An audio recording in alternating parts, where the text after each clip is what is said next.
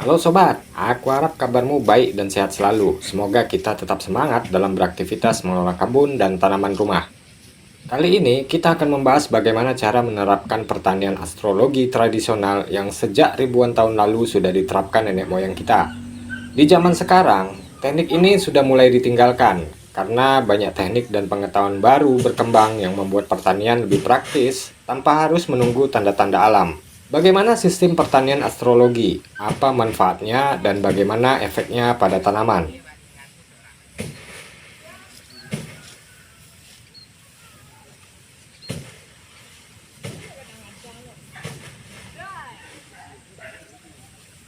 Dalam sistem pertanian tradisional, banyak kita temukan laku dan menunggu datangnya tanda alam untuk mulai menanam. Terlebih dalam tradisi Jawa yang sudah mencatat pengaturan musim tanam dalam primbonnya.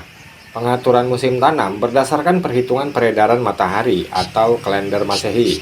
Pertanian astrologi pernah mencapai puncaknya di lembah Sungai Nil ribuan tahun lalu dan sukses dalam menerapkan pertanian organik kala itu. Kemudian, legenda pertanian Atlantis yang kabarnya ada di Nusantara juga sukses menerapkan sistem pertanian astrologi. Dan mungkin saja aturan bertani tradisional kita adalah salah satu peninggalan teknik bertani penduduk Atlantis.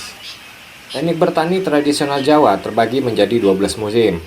Perubahan cuaca akan menentukan kapan petani harus menanam dan kapan waktunya panen. Setiap musim mempunyai efek berbeda pada tanaman, terutama jenis tanaman yang dibudidayakan. Nah, 12 musim itu dimulai dari mangsa Kartika. Panjang musim ini selama 41 hari, dimulai sejak matahari bergeser ke selatan, yaitu antara 22 Juni hingga 1 Agustus. Mangsa Kasa ini sifatnya belas kasih, jadi kamu usahakan sering-sering sedekah dan berdoa. Pada musim ini biasanya daun tanaman mulai rontok. Kemudian, musim kedua disebut Mangsa Pusa. Musim ini berlangsung singkat sekitar 23 hari sejak 2 Agustus hingga 24 Agustus. Sifat dari musim ini sering membuat petani ceroboh, panik karena kebanyakan lahan retak. Selanjutnya Mangsa Manggasri yang berlangsung selama 24 hari antara 25 Agustus hingga 17 September. Sifat dari mangsa ini kebanyakan membuat petani kikir, di mana tanaman rambat mulai tumbuh menjalar.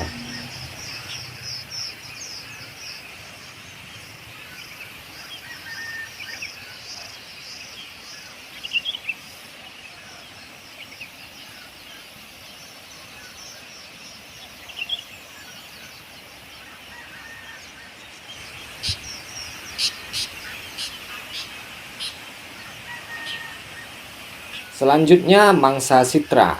Musim ini berlangsung selama 25 hari antara 18 September hingga 12 Oktober. Nah, di musim ini banyak sumber air menjadi kering.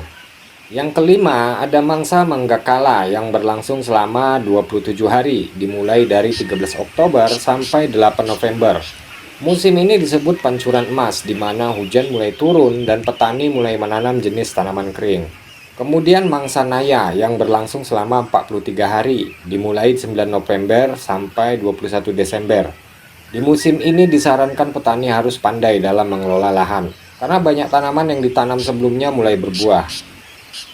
Musim ketujuh yaitu Mangsa Pa atau Guna yang berlangsung selama 43 hari, antara tanggal 22 Desember sampai 2 Februari. Setelah tanamanmu berbuah, di musim ini kamu harus siap-siap mengatasi penyakit. Dalam tradisi, tanggal-tanggal ini dianggap musim penyakit yang bisa membuat tanamanmu gagal atau mati. Ini disebabkan perubahan cuaca, di mana matahari mulai bergeser ke utara.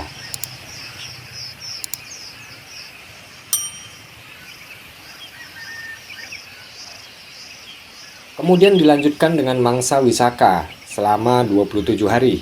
Terjadi antara 3 Februari sampai 28 Februari. Jangan suka meremehkan dalam mengelola lahan, karena di periode ini menurut tradisi sedang memasuki musim kawin. Hewan ternak kawin ataupun hama sekitar kebunmu mulai mendatangi tuan kadi. Jadi kamu harus siapkan kado apa yang cocok buat pasangan ini. Dan musim ke-9 yaitu Mangsa Jita, terjadi selama 25 hari, berlangsung antara 1 Maret sampai 25 Maret. Mangsa ini dilambangkan sebagai musim gangsir dan gareng mulai berbunyi.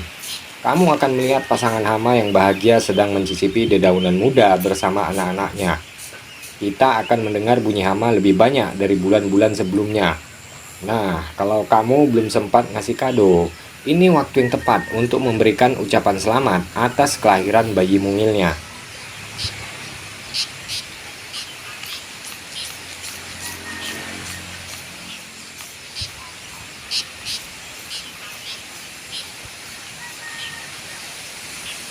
Yang ke-10, mangsa Srawana. Musim ini berlangsung selama 24 hari, dimulai 26 Maret sampai 18 April. Di musim ini, hewan peliharaan seperti ternak biasanya mulai bunting. Jadi kamu harus siapkan kandang baru dan tambahan makanan. Di musim ke-11, yaitu mangsa Padrawana, berlangsung selama 23 hari, terjadi antara 19 April sampai 11 Mei.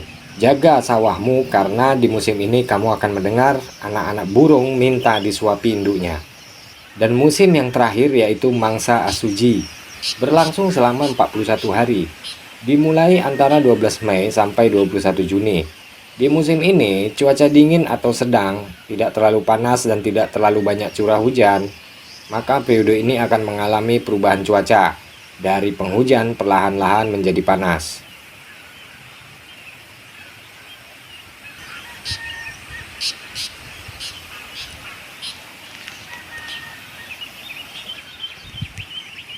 Nah, ke-12 musim ini dikelompokkan lagi menjadi 4 untuk mempermudah perhitungan musim. Pertama, disebut mangsa ketiga berlangsung selama 88 hari, yaitu musim pertama sampai musim ketiga. Di antara tanggal-tanggal itu terjadi musim kering. Sengatan matahari lebih panas dari bulan-bulan sebelumnya. Yang kedua disebut mangsa labu yang berlangsung selama 95 hari, yaitu musim keempat sampai keenam. Di pertengahan musim ini, hujan mulai turun dan bisa jadi curah hujan tinggi. Yang ketiga, mangsa rendeng, berlangsung selama 94 hari, yaitu musim ke-7 sampai ke-9.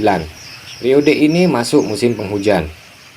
Keempat, mangsa marang, berlangsung selama 88 hari, yaitu musim ke-10 sampai ke-12. Di musim ini, curah hujan mulai berkurang. Kamu sudah mempersiapkan pasokan air untuk tanamanmu.